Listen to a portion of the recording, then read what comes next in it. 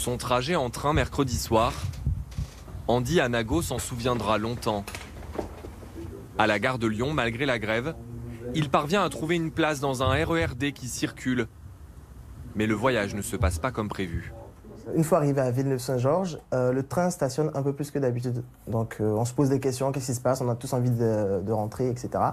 Et là, le conducteur de train nous annonce qu'il y aurait un usager qui aurait fait un malaise dans la deuxième voiture, de libérer justement cette voiture pour laisser les agents intervenir, etc. Le jeune informaticien sort sur le quai pour en savoir plus. Je vois une petite foule autour de cette voiture, justement, et j'attends, je suis curieux, je veux voir. J'entends à côté des gens autour de moi dire qu'il y aurait une dame à l'intérieur en train d'accoucher.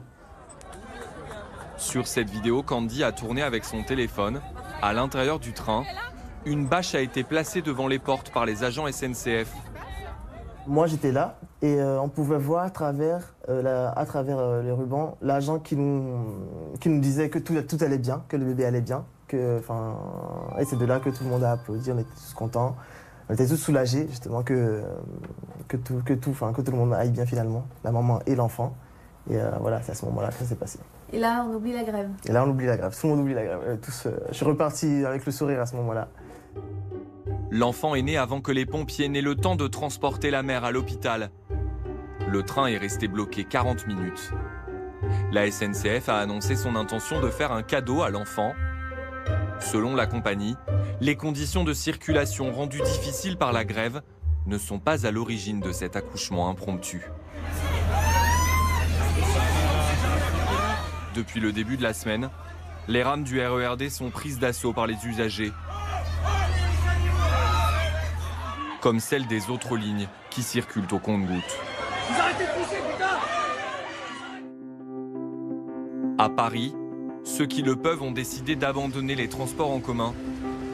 Pour se déplacer désormais, vélos et trottinettes ont le vent en poupe. Des centaines de nouveaux usagers se ruent sur les bornes en libre service. Le week-end dernier, le service Vélib a connu une fréquentation record, plus 115% par rapport au trafic habituel. Les ventes d'abonnements ont été multipliées par 10. Mais ces cyclistes amateurs n'ont pas toujours conscience des risques qu'ils prennent. Se côtoient sur les trottoirs, sur la chaussée, des gens qui ont l'habitude au quotidien d'utiliser le vélo ou la trottinette, et puis d'autres qui en fait sont en phase de découverte. Sauf qu'ils sont en phase de découverte dans une période qui est très dangereuse parce que vous avez vu, tous les gens qui d'habitude circulent sous terre, aujourd'hui tout le monde est en surface. Ces trajets en vélo ou en trottinette peuvent en effet très mal se terminer. You have a medical problem in your life? No? No, nothing. Cet étudiant vénézuélien s'est présenté aux urgences après une chute. Il s'est fait un traumatisme au niveau de la cheville gauche, c'est pour ça qu'il vient consulter. En remplacement du métro qu'il emprunte habituellement, Sergio s'est essayé à la trottinette électrique, mais l'expérience a tourné court. Il y avait un petit trottoir, j'ai essayé de sauter et quand j'ai atterri, la trottinette s'est brisée en deux. Donc je suis tombé, je pense que je me suis tordu la cheville. Quelque chose est peut-être même cassé.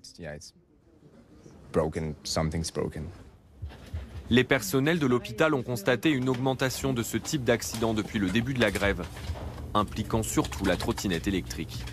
On a la sensation que c'est des gens qui n'ont pas l'habitude, qui les prennent, puisque d'habitude ils sont en métro, en bus ou en voiture. Ils ont au mieux un casque à vélo, au pire rien du tout. Mais comme c'est quand même des vitesses qui ne sont pas négligeables, qui peuvent aller de 20 à 25 km/h, ça peut être vite comparable à un vélo rapide ou même à un deux roues. Pas de protection de mains, de poignets, de genoux notamment. Et donc ça peut vite être des traumatismes graves. Ce mardi, jour de la deuxième grande manifestation contre la réforme des retraites, les trottinettes électriques en libre service ont été plébiscitées par les Parisiens. Le nombre de trajets a augmenté de 165% par rapport au mardi précédent.